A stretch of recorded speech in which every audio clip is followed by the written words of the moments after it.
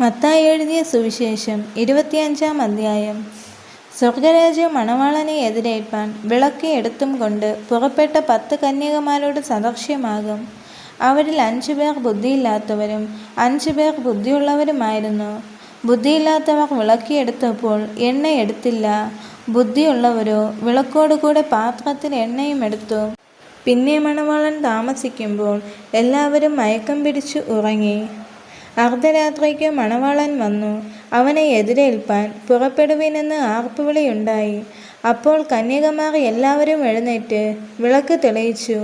എന്നാൽ ബുദ്ധിയില്ലാത്തവർ ബുദ്ധിയുള്ളവരോട്, ഞങ്ങളുടെ വിളക്ക് കെട്ടുപോകുന്നത് കൊണ്ട് നിങ്ങളുടെ എണ്ണയിൽ കുറെ ഞങ്ങൾക്ക് തരുവീനെന്ന് പറഞ്ഞു. ബുദ്ധിയുള്ളവർ, ഞങ്ങൾക്കും നിങ്ങൾക്കും പോരാ എന്ന് വരാതിരിപ്പാൻ നിങ്ങൾ വിൽക്കുന്നവരുടെ അടുക്കൽ പോയി വാങ്ങിക്കൊള്ളുവീൻ എന്ന് ഉത്തരം പറഞ്ഞു. അവർ വാങ്ങുവാൻ പോയപ്പോൾ മണവാളൻ വന്നു. ഒരുങ്ങിയിരുന്നവർ അവനോട് കൂടെ കല്യാണ സദ്യയ്ക്ക് ചെന്നു. വാതിൽ അടയ്ക്കുകയും ചെയ്തു. അതിൻ്റെ ശേഷം മറ്റേ കന്യകമാരും വന്നു. കർത്താവേ, കർത്താവേ, ഞങ്ങൾക്ക് തുറക്കേണമേ എന്ന് പറഞ്ഞു. അതിന് അവൻ, ഞാൻ നിങ്ങളെ അറിയുന്നില്ല എന്ന് സത്യമായിട്ട് നിങ്ങളോട് പറയുന്നു എന്ന് പറഞ്ഞു. ആകയാൽ നാളും നാഴികയും നിങ്ങൾ അറിയായ്ക കൊണ്ട് ഉണർന്നിരിപ്പിൻ. ഒരു മനുഷ്യൻ പരദേശത്ത് പോകുമ്പോൾ ദാസന്മാരെ വിളിച്ച് തൻ്റെ സമ്പത്ത് അവരെ ഏൽപ്പിച്ചു. ഒരുവന് 5 താലന്ത്, ഒരുവന് 2, ഒരുവന് 1, ഇങ്ങനെ ഓരോരുത്തരും അവനവൻ്റെ പ്രാപ്തി പോലെ കൊടുത്ത് യാത്ര പുറപ്പെട്ടു.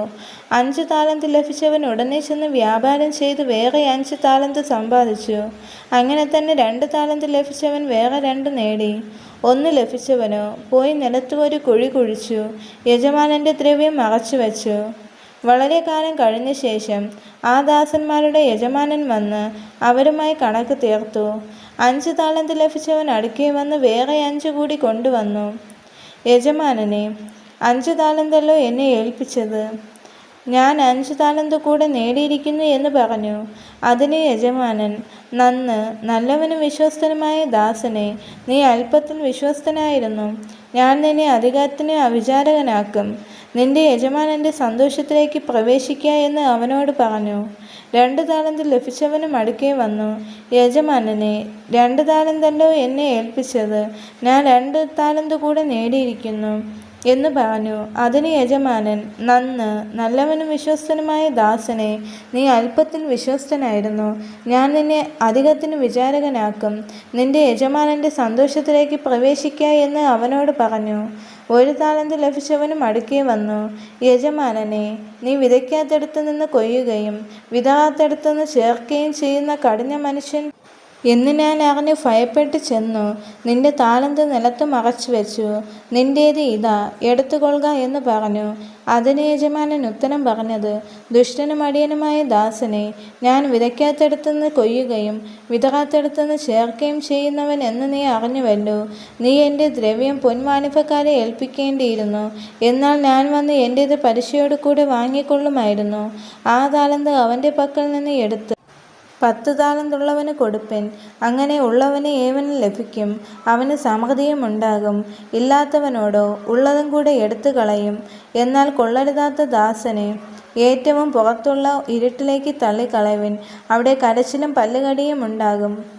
മനുഷ്യപുത്രൻ തൻ്റെ തേജസ്സോടെ സകല വിശുദ്ധ ദൂതന്മാരുമായി വരുമ്പോൾ അവൻ തൻ്റെ തേജസ്സിൻ്റെ സിംഹാസനത്തിലിരിക്കും. സകല ജാതികളെയും അവൻ്റെ മുമ്പിൽ കൂട്ടും. അവൻ അവരെ ഇടയൻ ചെമ്മരിയാടുകളെയും കോലാടുകളെയും തമ്മിൽ വേർതിരിക്കുന്നത് പോലെ വേർതിരിക്കും.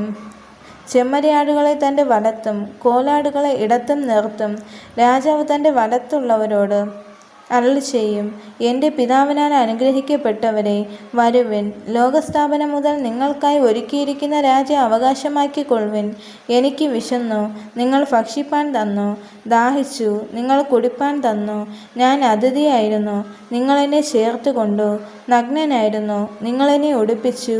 രോഗിയായിരുന്നു, നിങ്ങളെന്നെ കാണുവാൻ വന്നു. തടവിലായിരുന്നു, നിങ്ങളെൻ്റെ അടുക്കൽ വന്നു.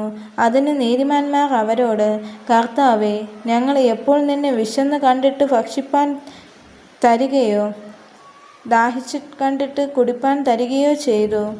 ഞങ്ങൾ എപ്പോൾ നിന്നെ അതിഥിയായി കണ്ടിട്ട് ചേർത്ത് കൊള്ളുകയോ നഗ്നനായി കണ്ടിട്ട് ഉടുപ്പിക്കുകയോ ചെയ്തു?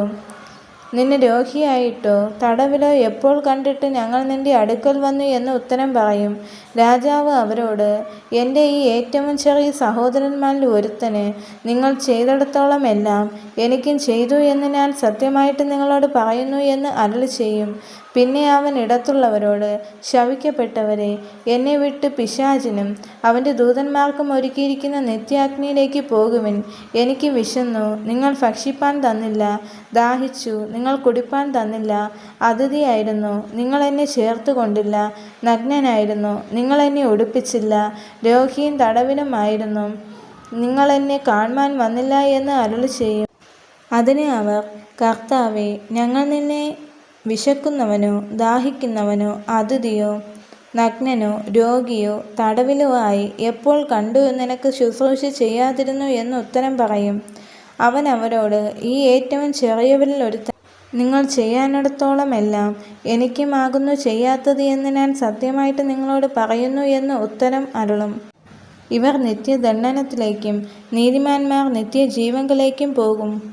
ഈ വചനങ്ങളാൽ ദൈവം എല്ലാവരെയും അനുഗ്രഹിക്കുമാറാകട്ടെ. ആമേൻ.